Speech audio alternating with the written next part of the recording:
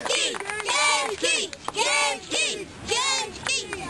know, while there are many, many wonderful things about our district also has a lot of other issues that plague us. And I want to be that supervisor that brings us all together to work on those problems to make sure that we have a healthier community to live in.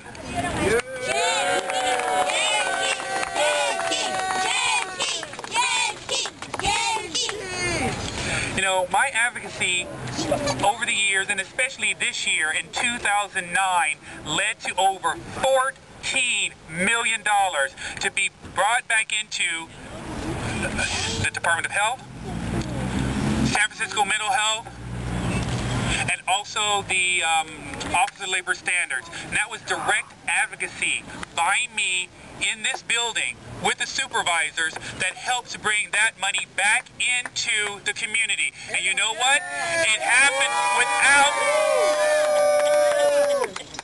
happened without forcing the police, fire, or the sheriff's department to actually give up any money. You know, and that was direct advocacy by me for you, those people who get those services.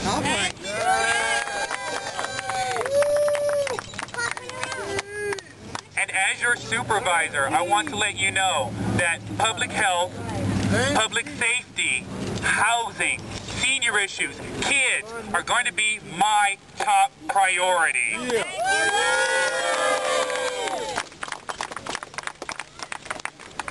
Now I'm going to let someone come up and speak. Misha Irizarry.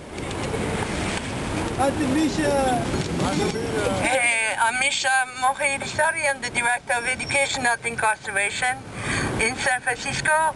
And thank you so much for being here today. And I'm looking around.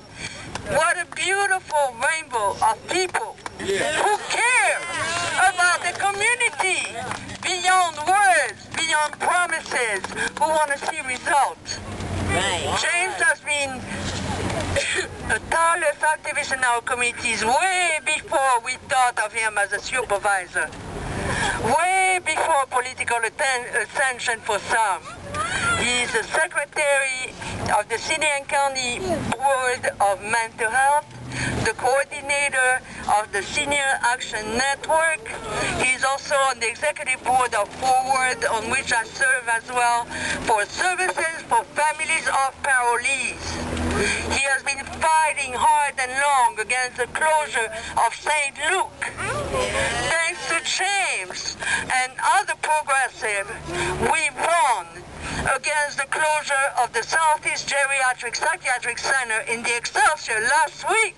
The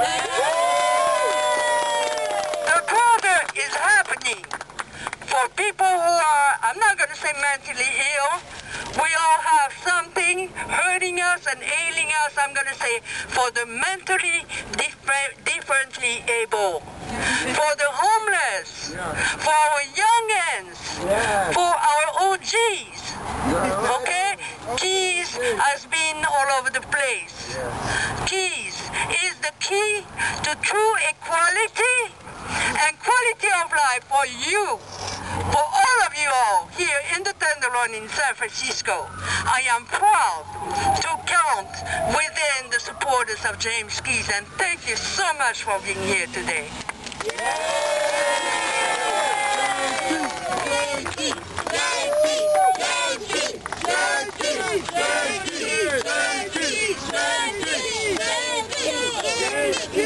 Well, let me say this. Actually, I was going to say some great things about James, but he already said them about himself. Talk about some of the contributions he's made. He's already done that. So what I'm going to say, really from the heart, I am James L. McGee. I'm chair of the San Francisco Mental Health Board. I'm president of the board. I'm the president of the Board of Psychology for the state of California. And I met James roughly about 6 years ago. He's my secretary on the board, and I've watched him work on issues that have been very, very controversial to the city of San Francisco. He's a dedicated young man. He's a serious young man.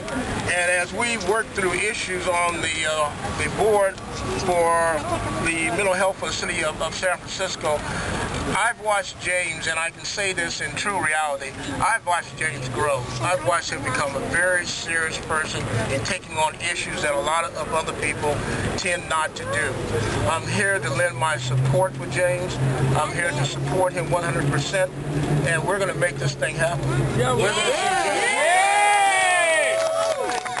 see James as supervisor for District 6. Thank you very much.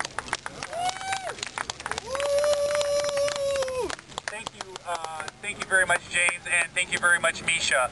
Well, now it's time to come for me to actually go inside and file with the City and County of San Francisco for Supervisor District 6.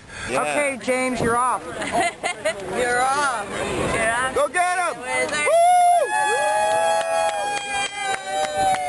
So, James Keys, what kind of a force do you think he would be in District 6, as well as our lives? Already he has been a force in our lives. I think that James Keys is going to lend a true, authentic voice for the discussions and the debate of the candidates of District 6. There's a lot of great candidates, and I think he's going to have an authentic voice, and he's already shown his level of commitment and his ability to stay and represent people that need the representation the most. So I'm really encouraged, and I'm really happy to see someone willing to throw in their name when it's going to be an uphill battle. It's always good. And an authentic candidate, it takes on a real meaning. When he was my neighbor on Eddie and Taylor in the Tenderloin, he knows what it's like to live in those SROs, and yeah, he's going to be sensitive to a lot of our issues that we, the Life disabled. Experience, I think, lends itself to good decision making,